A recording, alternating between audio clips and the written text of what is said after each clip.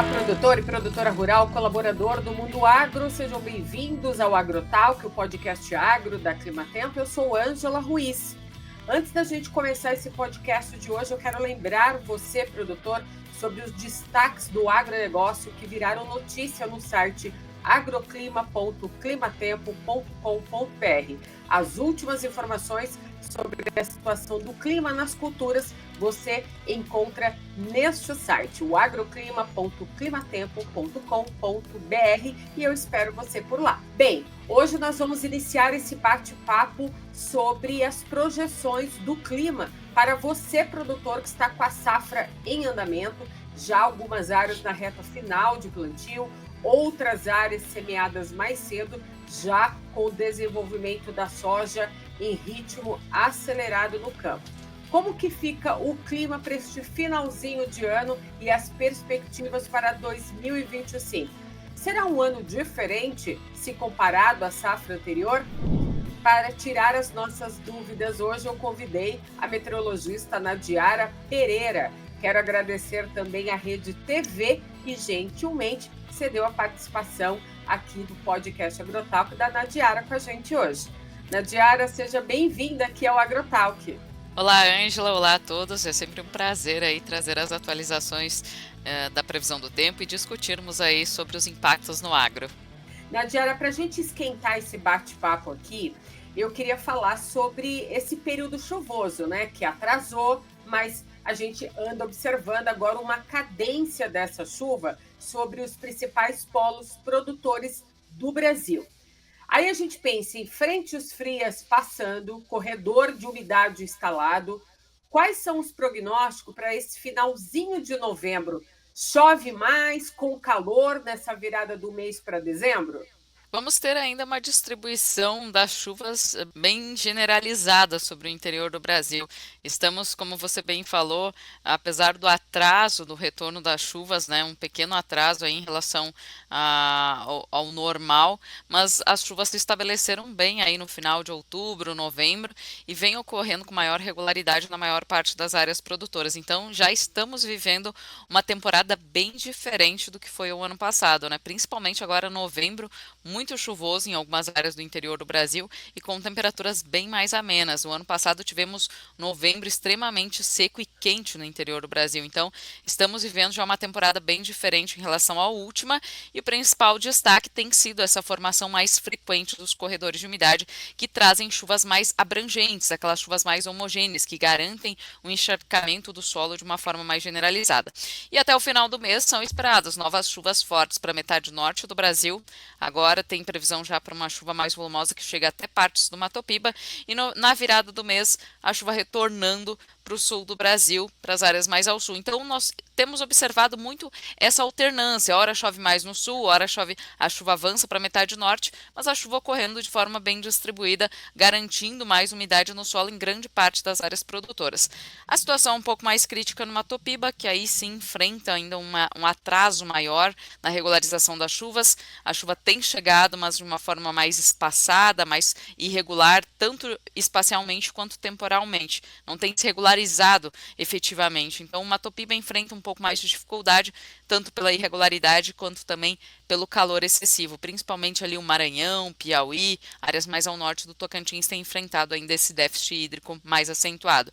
E o sul do Brasil também a gente começa a ver um espaçamento maior das chuvas, principalmente agora no mês de novembro. As chuvas avançaram um pouco mais para o sudeste, centro-oeste e norte, e aí no sul as chuvas ficaram mais espaçadas, mas ainda assim nada de muito alarmante, nada que preocupe ainda, porque as chuvas têm acontecido em alguns eventos mais significativos e têm mantido o solo ainda com bons níveis de umidade. Nadiara, você que está em contato sempre, né, com os clientes que precisam dessa informação meteorológica para a tomada de decisão. Quais culturas você traz para a gente aqui de destaque hoje? Milho, soja, a gente sabe que a soja já está em desenvolvimento no campo, algumas áreas como o Paraná já reportam para a gente que essa soja já passou da fase V1, V2. Como que você está observando nesses bate-papos aí com os clientes pelo Brasil todo o desenvolvimento de milho e de soja? Bom, a soja, apesar desse ligeiro atraso em algumas áreas, agora já avança bem, né, com plantio. Algumas áreas de Mato Grosso devem sendo impactadas por chuvas fortes em alguns momentos, então agora nesse mês de novembro tivemos aí a formação mais frequente de corredores de umidade, desde o final de outubro, na verdade, né? Então em alguns momentos esses corredores de umidade trazem chuvas mais duradouras, dias consecutivos de tempo fechado. Isso acaba trazendo impactos aí também negativos, paralisando as atividades no campo. Mas esse é o menor dos problemas, né? Felizmente as chuvas têm garantido bons níveis de umidade e o plantio alavancou aí desde a segunda quinzena de dezembro. Então desculpa, de outubro, né? Ouvi relatos de algumas áreas do oeste de Mato Grosso que estão com problemas de replantio porque a chuva demorou um pouco mais para se regularizar. Tivemos alguns episódios fortes já entre o final de setembro, outubro. Os produtores começaram o plantio e a chuva não se regularizou completamente.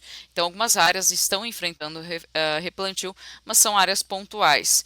E no sul do Brasil também o plantio do milho primeira safra, as áreas que plantam milho primeira safra aí no centro-sul do Brasil também tem avançado bem aí com plantio. Então, de uma forma geral, os problemas são muito pontuais, né? Algumas áreas do oeste de Mato Grosso ainda enfrentam irregularidade na água disponível no solo, Rondônia, centro-sul de Mato Grosso do Sul também vem enfrentando uma maior irregularidade e com picos de calor, e essa situação do Mato Piba, que atrasou um pouco mais a chuva, apesar do Mato Piba plantar também um pouco mais tarde, mas a chuva ainda não se regularizou e ainda vai continuar ocorrendo de forma mais espaçada.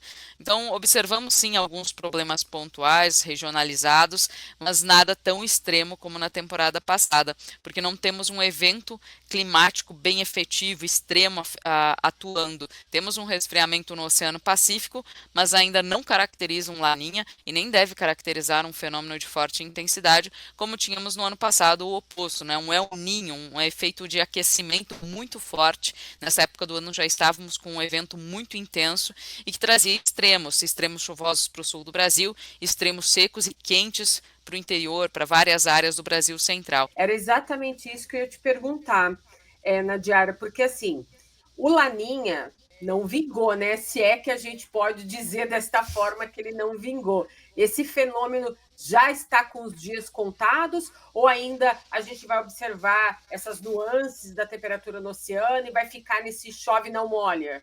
Pois é, Angela, desde maio entramos aí numa fase de resfriamento no Oceano Pacífico, né? O El Niño chegou ao fim, o El Niño que impactou muito a última temporada, e entramos numa fase de resfriamento. Tudo indicava que esse resfriamento viria de uma forma rápida e intensa. As projeções indicavam um Laninha bem estabelecido, mas mês a mês as projeções foram reduzindo a intensidade e a duração desse fenômeno. E agora chegamos já ao mês, aí já estamos chegando a dezembro sem um fenômeno efetivamente instalado. A oscilação do resfriamento no Oceano Pacífico tem ocorrido muito ali semanalmente, ora resfria um pouco mais, ora recua um pouco mais. Chegamos agora ao final de novembro, uma condição ainda de neutralidade, sem um fenômeno efetivamente estabelecido. Os limiares de intensidade ainda podem ser atingidos até a virada do ano. As projeções indicam sim que o resfriamento tende a se intensificar até a virada do ano. Poderemos ter os limiares aí de Laninha. Quando eu falo em limiar de Laninha, é que a área central do Oceano Pacífico precisa ter um resfriamento de pelo menos meio grau negativo. Isso ainda pode ser atingido nos próximos períodos, nas próximas semanas, mas dificilmente vai ter a persistência, a duração necessária para a nomenclatura Laninha, para ser classificado como Laninha, porque além da intensidade nós precisamos de um período aí de 5 trimestres móveis consecutivos desse resfriamento persistente para caracterizar o Laninha. E tudo indica que esse resfriamento deve atingir um ápice agora na virada do ano, então deve atingir talvez esse meio grau negativo, até um pouquinho mais, mas depois ele declina rapidamente no início do ano que vem. Então, já em fevereiro, março, há um indicativo que os limiares de Laninha devem ser, já devem chegar a uma condição neutra, então não deveremos ter aí o período suficiente para a nomenclatura de Laninha. Então, dificilmente vamos ter aí impactos muito extremos desse resfriamento. O resfriamento já traz alguns reflexos, como a formação mais frequente de corredores de umidade. Isso é característico de períodos de resfriamento. Os corredores de umidade normalmente são mais frequentes em anos de resfriamento, anos de laninha. Já observamos, né, agora na primavera, a tendência é que no verão também eles ocorram com maior frequência. Isso é um reflexo, as temperaturas também mais amenas em relação à última temporada, mas não deveremos ter efeitos tão efetivos, efeitos extremos, como por exemplo estiagem severa no sul do Brasil, na Argentina. Isso reduziu bastante aí com a desintensificação, com risco menor aí para a ocorrência do Laninha. A gente sabe que nenhuma safra é igual à outra, né? Então, olhando você trazendo essas informações para os produtores, a gente observa que o ano de 2025, o desenvolvimento dessa safra no campo vai se dar, né? Essa tendência mostra que vai se dar aí por um período mais neutro, bem diferente do que a gente viu na safra 23 e 24. Exatamente, principalmente um verão mais chuvoso no interior do Brasil, isso garante lavouras cheias aí de cana-de-açúcar, de café, também deve promover um bom desenvolvimento das lavouras de grãos. O ponto de atenção é maior para o risco aí de excesso de umidade na hora da colheita da soja e instalação do milho segunda safra. Mas tudo indica que vai ser uma temporada um pouco mais tranquila, mais amena, não só por conta da neutralidade, né? Apesar do viés frio, vamos ter essa maior frequência aí dos corredores de umidade, mas pelo menos temos também uma maior distribuição, uma melhor distribuição das chuvas. Então vamos ter volumes maiores de precipitação, um verão mais chuvoso, isso também ajuda nos reservatórios e também menos calor. Isso não significa que não vamos ter picos de calor, vamos ter sim, mas menos duradouros e intensos como na temporada passada. Então, os problemas para a produtividade vão ser muito regionalizados. É claro que algumas áreas vão sentir um pouco mais, em alguns momentos, excesso de umidade, outras áreas veranicos, né? As áreas mais ao sul do Brasil têm um risco aí de termos janelas de veranico no verão, aqueles dias consecutivos de tempo seco, alguns picos de calor, mas não nada tão extremo, né? Não existe um sinal muito extremo aí para essa temporada, tanto chuvoso quanto seco. O ponto de atenção é que, como não temos um fenômeno bem efetivo, a previsão oscila mais também a longo prazo. Então é muito importante monitorarmos as previsões de curto e médio prazo, porque temos outras oscilações de menor escala que acabam influenciando em oscilações intrasazonais. O Oceano Atlântico tem um impacto muito importante também. Ele sempre impacta muito, mas quando não temos um Pacífico muito atuante, ele acaba tendo um reflexo ainda maior. E temos aí um Atlântico Norte ainda bastante aquecido, isso vai dificultar um pouco o estabelecimento das chuvas na faixa norte do Nordeste, então é uma região que vai ser um pouco mais afetada aí por irregularidade nessa temporada, e a costa leste sempre também influenciando muito. Então, o Oceano Atlântico, como ele é mais volátil, precisamos aí acompanhar sempre mês a mês aí as atualizações e as projeções de previsão aí de chuva e temperatura de curto prazo. Os produtores rurais devem ter uma certa atenção aí com relação ao surgimento de pragas e doenças por causa desse verão mais chuvoso, desses picos de calor que podem acontecer?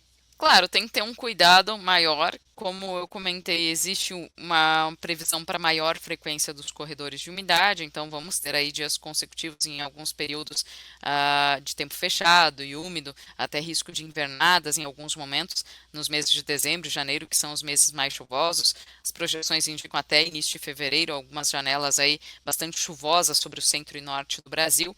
Então é preciso ter mais atenção, principalmente com as doenças fúngicas, né? Tudo que a planta precisa para desenvolver é calor e umidade, e tudo indica aí que no interior do Brasil vamos ter bastante aí, principalmente Brasil Central. Mas é claro que tem o contraponto, então existe sim um risco maior aí para a proliferação de doenças, especialmente as fúngicas associadas a excesso de umidade. E só destacando, né, no verão deveremos ter aí uma migração maior da umidade para o centro e norte do Brasil, então essas áreas vão ficar mais suscetíveis aí a períodos consecutivos de tempo fechado, e nas áreas mais ao sul tem a tendência é que tenhamos mais janelas de tempo seco e picos de calor.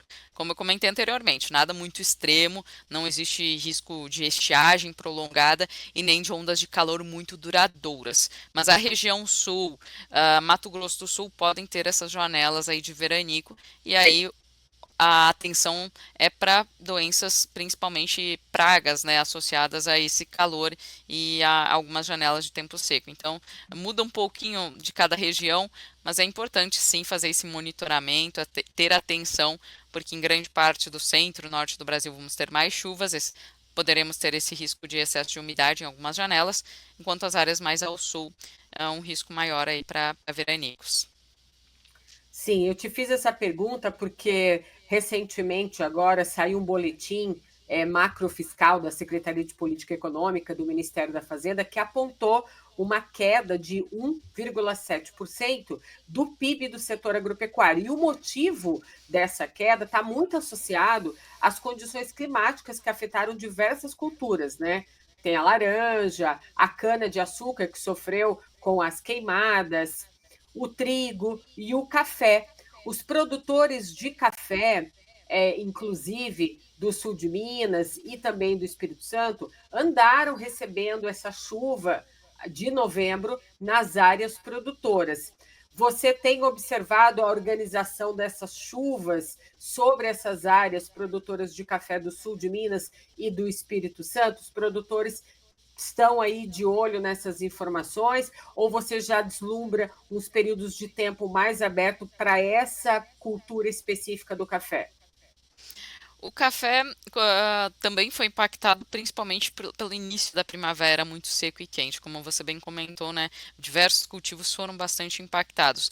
Aí começou a chover agora, o que eu tenho ouvido aí de relatos é que a chuva tem chegado bem nas principais áreas produtoras de Minas, do Espírito Santo, o solo já está com níveis de umidade bastante elevados, então, como eu comentei lá no início, esse verão chuvoso deve favorecer sim aí lavouras mais cheias, tanto de cana-de-açúcar quanto de café, mas vamos ter sim impactos por causa do início da primavera muito seco e quente. Isso afetou bastante a florada do café, porque tivemos um período seco mais intenso e mais estendido.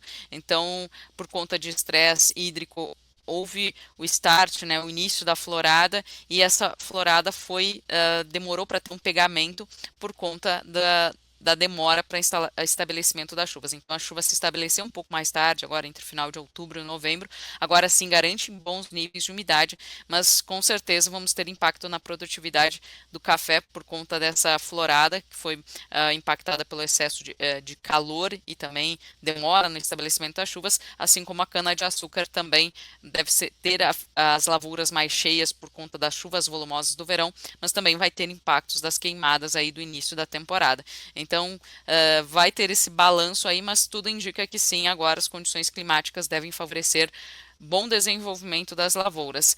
As janelas, como a gente tem observado aí uma alternância, ora os corredores de umidade atuando mais para a metade norte do Brasil, ora as chuvas migrando para o sul, e aí temos essa alternância de períodos chuvosos com janelas de tempo seco, tudo indica que, por enquanto, o desenvolvimento das lavouras continua muito favorável. É claro, tem que ter esses cuidados redobrados agora com a manutenção, com os tratos culturais por conta de risco de proliferação de doenças, mas vamos ter essa alternância de períodos chuvosos com períodos de luminosidade. Então, por enquanto, para as lavouras de café, a situação é bem favorável aí para os próximos períodos, para os próximos meses. Nadiara, tem muito produtor rural que antes desse período chuvoso começar, né, que atrasou, olhava para o céu e perguntava: mas cadê essa chuva para eu começar a plantar a safra 24 e 25? Muitos deles agora já encontram com a gente em alguns eventos do agronegócio e fala: quando que vai fechar essa torneira, né? Mas não, a gente falou até aqui de chuva, mas eu quero falar de calor, de temperatura, porque assim, em novembro de 2023, o Brasil viveu uma tremenda onda de calor, né? E a gente tinha um El Ninho, né? E agora tem muito produtor já sentindo até frio, porque eu conversei com alguns produtores da Serra Catarinense. Eu sei que a Serra Catarinense tem uma característica, né, diferente, uma característica local. A gente vê geadas acontecendo ao longo do ano nessa região, em épocas que não é nem normal acontecer, mas o que está acontecendo, né, com esse calor de novembro, que os produtores já estão observando isso no campo, principalmente nas regiões de Santa Catarina, Paraná, Rio Grande do Sul? Muito importante tocar nesse assunto, porque a falta de calor, também temperaturas mais amenas, acaba retardando um pouco o ciclo, o desenvolvimento das lavouras, então prolongando um pouco o ciclo. É importante chamar atenção para isso, porque o ano passado nós tivemos um ciclo da soja mais curto, né, intensificado pelo Uhum. calor. O calor promoveu aí um desenvolvimento mais rápido, perda de produtividade e um ciclo menor. E esse ano deveremos ter um ciclo da soja um pouco maior e possivelmente até o excesso de umidade, temperaturas mais amenas, pode até prolongar um pouco mais esse ciclo.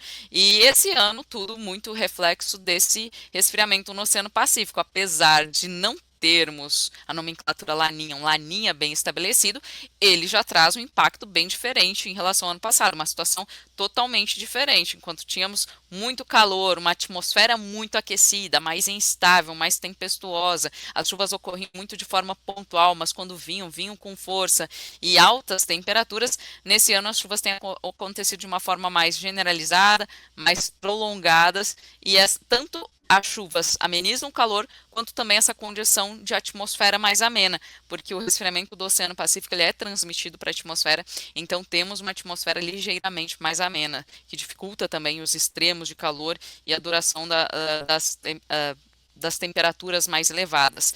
Então, é comum em anos de resfriamento e, inclusive, algumas áreas do Sudeste e do Centro-Oeste vêm enfrentando anomalias negativas de temperatura máxima, diferente do ano passado, quando tivemos anomalias aí de até 5 graus acima da média para o mês de novembro, que foi um dos meses mais quentes aí da última temporada. Mas só destacando que é comum, é normal em anos de laninha. Se vocês lembrarem aí que tivemos de 2020 a 2022, né, início de 2023, aquelas 3 temporadas consecutivas sob efeitos de um laninha, que foi bem duradouro, tivemos até neve no dia 1º de novembro de 2022 na Serra Catarinense, a neve mais tardia já vista na história. Então, é mais comum em anos de resfriamento, mesmo que o laninha não esteja efetivamente atuando, mas o resfriamento já traz esse reflexo, sim, de uma atmosfera mais amena e temperaturas mais amenas, aliado também, claro, à maior quantidade de chuvas que ameniza o calor. Nadiara, para finalizar, vamos fazer um ping-pong aqui, porque é o seguinte: dezembro está começando, o verão também começa em dezembro, muda a estação. O que vai acontecer para a região sul aí do final do ano, a virada para janeiro? A gente tem final de ano chegando, verão mudando a estação, temos Natal, temos Réveillon, produtor rural no campo ainda, de olho nessa produção que está se desenvolvendo. O que você está vendo para a região sul do Brasil? Um ping-pong bem rápido aqui que eu quero passar pelas outras regiões. O sul do Brasil vai sentir um pouco mais esse espaçamento das chuvas em reflexo ao resfriamento do Oceano Pacífico, mas como o Laninha não vem aí com forte intensidade bem estabelecido, diminuiu muito o risco para uma estiagem severa. Rio Grande do Sul e Santa Catarina têm previsão para um espaçamento maior das chuvas, volumes menores, até desvios negativos de precipitação. Na virada do ano tem um sinal ali de redução um pouco mais significativa das chuvas, picos de calor, mas nada muito extremo. Então, de forma regionalizada, poderemos ter impactos, mas não vai ser uma seca extrema, uma estiagem extrema. E o Paraná tem uma condição melhor, porque a umidade deve avançar mais para o centro e norte do Brasil, então o Paraná fica ali na borda dos corredores de umidade, deve receber chuvas mais significativas, mais frequentes, especialmente as áreas mais ao norte do estado, que ainda vêm sendo marcadas aí por maior irregularidade. Então, no sul do Brasil tem sim esse risco de espaçamento maior, de janelas de veranico, alguns picos de calor, mas nada muito extremo. Falando do Sudeste, porque o Sudeste e o Centro-Oeste ficam aí nesse meio do corredor de umidade, né? Vem chuva por aí? Sim, vamos ter a maior frequência da atuação dos corredores de umidade também durante o verão. Inclusive, temos que monitorar aí de perto as previsões de curto e médio prazo, porque as projeções indicam para algumas áreas chuvas acima da média entre dezembro e janeiro, que são os meses mais chuvosos do ano. Então, existe um risco aí para termos janelas de invernada, especialmente Mato Grosso, Goiás e Minas, porque os corredores de umidade tendem a migrar um pouco mais para a metade norte do Brasil no decorrer do verão, pegando mais em cheio esses estados. Então, pensando lá em janeiro, depois do dia 20, fevereiro, quando tem o forte aí do início da colheita da soja, instalação do milho segunda safra, é um ponto de atenção, porque se tivermos a invernada, isso pode impactar muitas atividades no campo. Não só o aumento, né, do risco de doenças fúngicas, mas também pode impactar muito as atividades do campo. São Paulo e Mato Grosso do Sul já ficam numa área ali que vão ter maior espaçamento das chuvas. Inclusive, Mato Grosso do Sul é um estado que estamos acompanhando de perto, porque é um estado que está se mostrando um pouco mais quente, os picos de calor mais intensos para Mato Grosso do Sul. Por enquanto, nada de muito extremo em termos de quebra de chuvas, né, de corte das chuvas, mas é um estado aí que vai ter maiores temperaturas. Então, Mato Grosso do Sul pode ter também impactos regionalizados aí de algumas janelas de veranicos. E São Paulo, por enquanto, fica na área de transição também, mas com tendência de bons volumes de chuva aí para o verão, que devem contribuir para boa produtividade dos cultivos. E para a região Nordeste, especificamente, essas regiões de polos produtores do Mato Piba, né, que estão ali com a soja em desenvolvimento, mas já vislumbrando aí o algodão, a próxima safra, a troca de safra, como que fica essa situação para essa região? Na Bahia, a chuva tem chegado com uma maior frequência, então na Bahia nós estamos visualizando aí uma condição um pouco melhor. Agora, no final agora de novembro já tem novos episódios de chuva acontecendo. Em dezembro a chuva tende a aumentar um pouco mais na segunda quinzena e o início do próximo ano tende a ser um pouco mais regular. Apesar da chuva ainda ocorrer de uma forma um pouco mais espaçada, acompanhada também por picos de calor, observamos uma tendência melhor para a Bahia. E a chuva chegando até o extremo sul do Piauí e do Maranhão, mas ainda muito na forma de pancadas. Quanto mais ao norte da região nordeste é que o atraso no estabelecimento das chuvas e a irregularidade das chuvas deve ser maior, porque temos um Oceano Atlântico Norte muito aquecido, e isso vai dificultar um pouco a descida da zona de convergência intertropical, que é um fenômeno muito importante para a regularidade das chuvas no Nordeste. Então, nessa temporada, a zona de convergência intertropical, a ZCIT, vai ser menos atuante, vai demorar um pouquinho mais para estabelecer as chuvas. Então, a faixa norte do Nordeste deve ser a área ali mais seca e mais quente, como já vem sendo registrado. Por enquanto é normal ainda esse período um pouco mais seco, mais quente, mas é a região que vai ser aí mais afetada por espaçamento das chuvas e picos de calor. E toda a área ali do interior do Mato Piba deve ter uma regularidade maior das chuvas, principalmente no início do próximo ano. Então, essa é a área que realmente a gente fala que vai ter um atraso maior na regularização das chuvas, porque as chuvas até têm chegado, mas de forma muito pontual. A regularização maior deve ocorrer no início do próximo ano. Tem produtor até me ligando aqui, já preocupado com essas informações aqui, ó, o telefone até tocou.